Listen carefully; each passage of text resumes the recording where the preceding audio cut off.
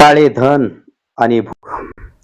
कवी उमेश ओवाळ अतिशय सुंदर अशी शब्दरचना अर्थपूर्ण अशा पद्धतीची मांडणी या ठिकाणी केलेली आहे. ती फक्त मी माझ्या आवाजात आपल्या समोर सादर करतोय. लागू नये मनाला त्या काळ्या धनाचे वेड, आज न उद्या फेडावी लागते भयंकर फेड. आकर्षित करते खूप काळ्या धनाची ती वाट, पुढे जाऊन पडते दुःख अन्न पश्चातापाची गाठ.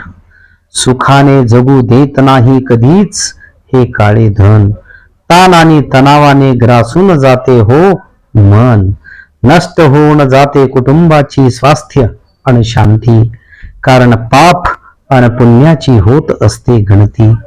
घरात व्हावा इमानदारीच्या धनाचा खळखळाट, त्या मागे असू नये कोणाचा राग आणि तळतळाट. सुयोग्य मार्गाने तडीस न्यावेत आपले मन सुबे, आपले मन सुबे. सुख शांती समाधान स्वागताला राहतील उभे.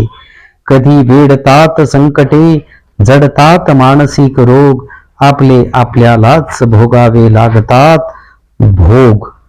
म्हणून जीवनामध्ये अतिशय प्रामाणिकपणे सर्व कर्तव्य पार जर पाडलात आपण, तर आपल्याला आयुष्यात कधीच काही कमी पडत नाही.